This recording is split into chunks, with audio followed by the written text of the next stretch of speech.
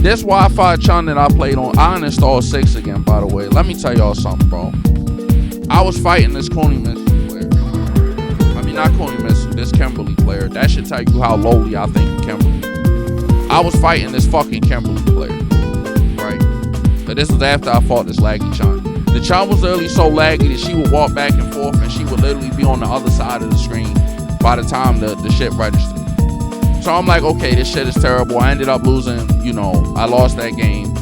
So they kept trying to give me Wi-Fi, so I said, okay, fuck it. Then I get this Kimberly player. I fought this Kimberly player yesterday. Shit was cancer, but I won, right? I fought him today. I win the first game, right? And listen to this. This is amazing. This is seriously amazing. I get to the second game, right? I lost the last 2 sets of the first of 2 because what had happened was he was doing the same flow chart on Oki or whatever, right? So he was basically doing a flow chart. I input reversal 5 different times.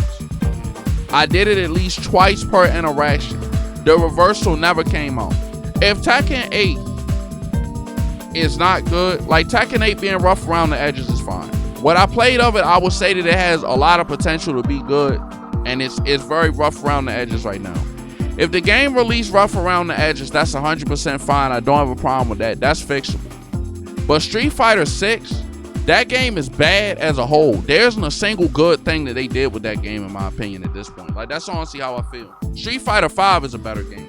Like, for real, do you know how shitty your game has to be for me to go like, yep, Street Fighter 5 is better. Street Fighter 5 100% better. Like, I've never in my entire time playing Street Fighter 6, God is my witness. Wait a minute, let me see how many hours I have in Street Fighter 6. 133 hours in Street Fighter 6. I've not played a single game in the entirety of the time that this game has been out where I felt like either I wasn't robbed or my opponent wasn't robbed. The entire game is drive rush. The entire game is stroll loop. Those 2 things make the game unplayable, bruh. Like, it's too much. It's too much. Like, let me tell you something. Street Fighter 6 offense is so fucked up that every single character in that game should have a meterless reversal. And nobody can convince me otherwise. Every single character in that game should have a meterless reversal. Not meter, not EX. I'm talking about a regular special. Every single character should have a meterless DP that takes no resources, and the game would still the offense would still be too strong. It literally would. Because you're dealing, you get somebody to the corner. They're dealing with DI. They're dealing with drive rush. Anytime they get a knockdown, they do drive rush, and now they're plus in your face, so you can't do shit about it. And if they don't have a throw loop, which is only 2 characters, they do drive rush into a normal. Now you have to deal with a throw mix up that they can shimmy out of. So you have that shit.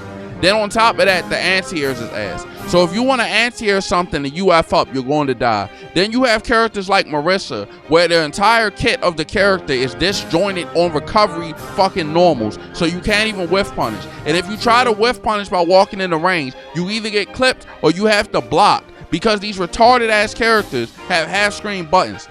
Then on top of that, you have characters that touch you once and carry you corner to corner. It don't matter where you are on the screen. That's literally part of the reason Ken is so retarded. Anytime that he touches you, it don't even matter what button he touches you with, you getting carried corner to corner if he spends 2 bars. That's the only shit he have to do pretty much. Then you have that shit. Oh, you want to go and pressure somebody and wake up, and you want to continue your pressure sequences, they're just going to press tap parry. Oh, you want to throw the tap parry, that's fine. They get you in the corner, you want to tap parry, oh wait, well it throw loops anyway, so even if you don't tap parry, you still get fucked in the ass, because you can't do shit about that. Then if you have an actual EX reversal, oh well, you better fucking guess, because the shimmy beats the reversal and it also beats the throw break, so you literally don't have options. Like, and that's the tip of the iceberg with that shitty ass game. Street Fighter 6 has to be one of the most meaninglessly unfair games that I ever played, bruh. It's unfair without meaning. It don't, like, bro. In Street Fighter 6, you do not lose to your opponent. You lose to your lack of options. That is not meaningful gameplay. It really isn't. You literally lose because you don't have options. Almost every situation in that game, if you end up on defense, is a checkmate situation. If you are ever in the corner, it might as well be checkmate, because the way that you have to hard guess has 100 times more risk for you than the opponent. The opponent don't even have to take risks if they have you in the corner. They can sit there and do nothing, and if they can check a drive rush, you can't do anything. They don't have to do anything. They can sit there in the corner, bro. Like, this is something small that I haven't seen people really mention, because I don't even think they thought about it. So, have you thought about the fact that throw breaks in the corner actually leave you a disadvantage? Worse than they did in Street Fighter V? Now, some of y'all is probably like, Phils, that literally doesn't make sense. It has pushback. That's exactly why. Because if you really think about it, the throws have so much pushback that it automatically gives the opponent space to anti-air you. And if you DR and they can check the DR, you're going to be in the corner again guessing. You see what you see what I'm talking about though, right? Think about that for a second. Think about that. Everybody was thinking that the throws having that type of pushback was going to be a good thing, and it was going to do this, that, and the third. It's only good insofar as the fact that you actually have space to try and get out the corner. But what it does is it puts them in perfect spaces, so you can't even so they can anti-air you. So you can't jump. Especially if they play modern. I'm not even going to get into the problems with modern. I don't need to. If you played the game, you already know. People's on copium about modern. Oh, it's only for low-level players. Street Fighter 6 is not. Street Fighter as a whole is not a game that's meant for you to have one-button reaction DPs. The game's movement is not good enough to facilitate that. Now that they have it, people not even playing modern, so people take that as a sign that it's not that strong. People just don't want to play modern. That's what it is. That's why you're seeing modern players in top 8s and shit now, because people are actually learning about it. Should be punishable? No, they shouldn't. That wouldn't fix the problem. That literally would not fix the problem. It wouldn't. All making jump-in attacks punishable would do is make it so that it would just punish characters that suck even more, because now the only thing you can do is drive rush. That's about it. That's all it would do. No, they need to. If I had to do the Street Fighter 6 change list right now, first of all, any move that has long range is not allowed to have a fucking disjointed retracting hurtbox on whiff. If you whiff that shit, the hurtbox should stay out of there regardless of how the animation looks, like it works for most of the low tiers in the game. That's number one.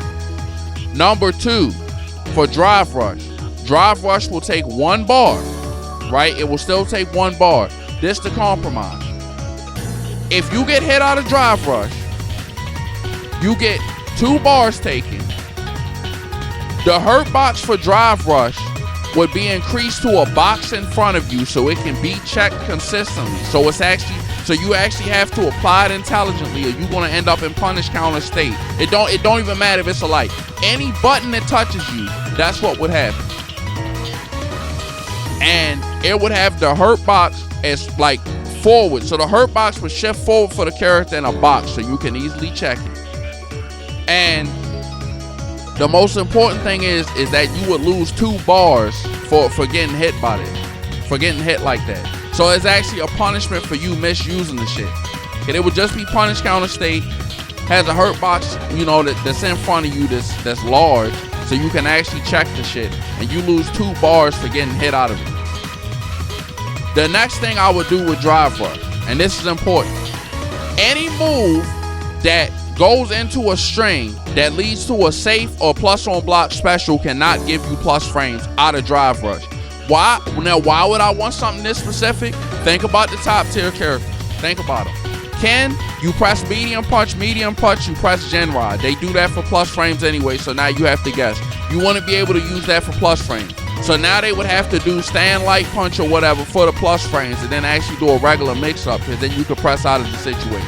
So that would be handled. Same thing for Marissa. She presses medium punch. Medium punch would not give plus frames. Nope, that shit would not give plus frames. You just gonna have to deal with the shit. You're gonna have to press another button like everybody else have to. So that's another thing I would do. The third thing I would do, anti-airs would not be hard coded to lose the cross up anymore. So you can't just jump into people anymore and just get away with the shit. You can actually anti-air them for free for doing that type of shit if they don't do it correctly. Change number 4, this is very simple. Get rid of throw loop unless you throw a parry. If you throw a parry and you do that, you get the throw loop. It will be universal. Every character gets a throw loop off of you throwing a parry. So that would actually discourage them from doing that stupid shit. So that would be gone. The change number 5, this one is important. This what I would do. If you parry a DI in the corner, it would remove all pushback from the DI, so they actually have to play the game and be minus, because DI is -3. DI is -3, but it has pushback. So if you parry a DI, it would not have pushback. It would just be like that. So you could just parry the DI and keep playing the game instead of having to do counter DI to deal with that shit. For the tap parry or whatever, specifically for tap parry, because this would not be hard to implement. If you do tap parry and anything hits you, whether it be a throw or anything, you lose 3 bars. You lose 3 bars. So we would actually have risk attached to doing specifically tap parry. Regular parry would not be subject to this. It would just be tap parry. So if you tap parry and you don't parry anything or whatever, and you end up getting punished with a throw or whatever, you lose, actually, let's say 2 bars. Let's be conservative. Let's say 2 bars, 2 to 3 bars, depending on the situation, right? So that would be context sensitive. You would have that. Crouching medium kick range would universally be nerfed across the cast. Crouching medium kick has too much range for the shit that it does. It's honestly absurd. You would not be able to do, for example, crouching medium kick whiffing a DR. If you whiff crouching medium kick and you press DR, you would have to actually do the DR even on whiff. That's what I would do.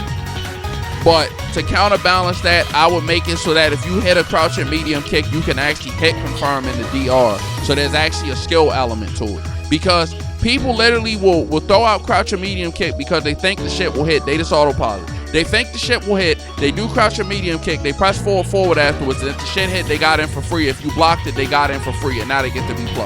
That is not interesting gameplay design. That shit is backwards. You should have to actually... I would rather the shit be confirmable than you just get to sit there and do that shit. I think that's very dumb. That literally makes no sense whatsoever.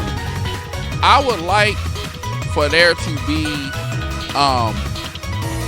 different values for perfect parry scaling depending on what was parried. So say for example that you parry a Honda headbutt, it would be subject to less scaling. Of course, I would want these characters to actually be buffed to be fucking characters instead of being 2 moves. That's the worst part about Honda. Why is he's literally only good for 2 things. You press headbutt, you press butt slam. That's the only 2 things he's really good for. He can whiff punish, but he can't move, so what difference does it make? You have that type of stuff. Another thing that I would like, and this is something that I think needs to be changed, that I really have not seen people talk about that much. So there's a lot of people talking about the way that a character like Ken can do CH into fireball, right? So he can get counter hit fireball into a combo. This is what I actually want, and I haven't seen nobody say this, but I think this would be good. I would like for, if there's a fireball on the screen that you put on the screen, for your drive rush speed to be decreased by a proportional amount to the speed of the fireball or something. And I know that sounds complicated to implement, but it doesn't even have to be proportional. So this is what I mean.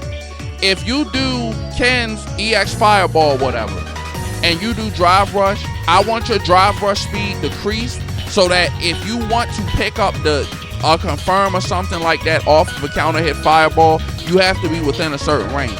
Because as it is now, he can literally do that at full screen, and if it somehow hits you because you threw a fireball, he can drive rush full screen and hit you. But that's because his drive rush speed doesn't decrease. If his drive rush speed decreased, he would actually have to get you. Same thing with DJ. DJ can literally like do EX Fireball and pick that up near full screen because his drive rush is that fast.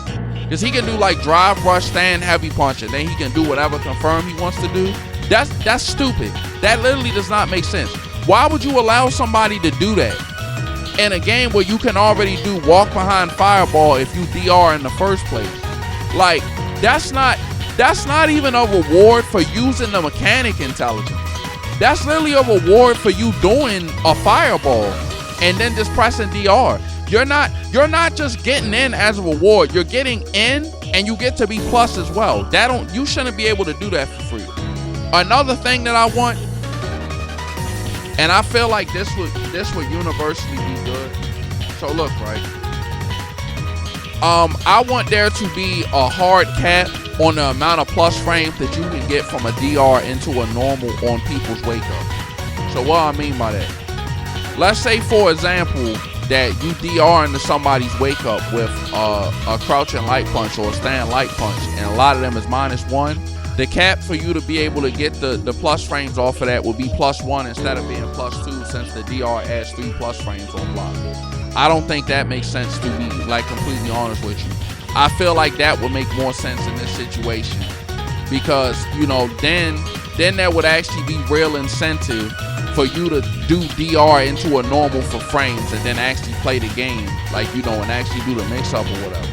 Now that one could be tabled because, you know, like all the changes where we remove throw loop and then make it so it's only on parry, like that would honestly, you know, that would be different or whatever. Like in that situation, because if you get in the plus frames and they were standing, it's really whatever, right?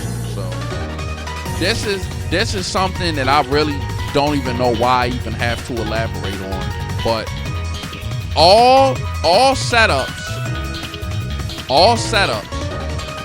on block that lead into DI checkmate should be removed.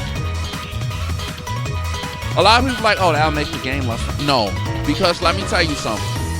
There's two different things you could do. You can either remove all of them, or you can make every single character in the game have a level 1 that beats DI.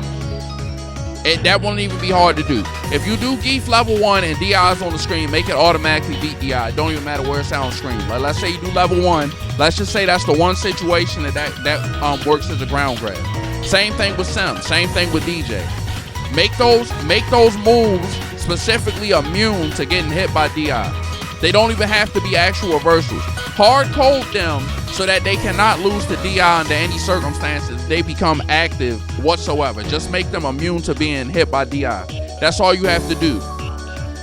But besides that, another change. Any character in the game that has a level 1 without having a reversal, their level 1 should be frame 1 invulnerable. That should be a universal change. I don't care what character it is. I don't care if it's Lily. I don't care if it's Sim. I don't care what character it is. I don't even want Sim to have that. But look, that needs to be there for the health of the game at this point, bro. Maybe that can be revisited because, you know, not having throw loops in the game and stuff might actually make it tolerable to have to actually, you know, deal with that type of stuff. Deal with people doing shimmy, so it's actually an interactive game. Maybe that would be enough of a change to get that to work, but I don't know for real, because these is all changes that they should have considered in development. Certain punish counters would be restand. So for example, if Lily hits you with a crouching heavy punch and you get hit by it, you would get restanded. You would get hit with a restand on the ground so she can actually get a full combo off of it. And there's a lot of people be mad about that. I know it would. Rashid players would be crying. All these players would be crying. If you get hit with some shit like that, you can specifically hard code some moves to be restands for antiairs to make the antiairs in the game stronger, besides the fact that you would get rid of the fact that they can't deal with crossups. You understand what I'm saying? I feel these would make, bro, this game would actually be good if they did all the shit that I said. Some points might be contentious, but this game would actually be good if they did all the shit that I said. Because it's honestly ridiculous. It really does not make sense. It really doesn't. Like, explain to me how we have characters in Street Fighter 6 with basically non-functional hitboxes and hurtboxes as it is. And people will sit here and argue that the game is good. Like, they're still playing the game that has JP Amnesia in it, bro. That's all I have to say. That's all my change. I might, you know what? I might just cut this, upload it on YouTube, call it what Street Fighter 6 needs to do to be good, and go from there. Because that game is in such a horrible state. It honestly is, and people don't want to admit it to themselves.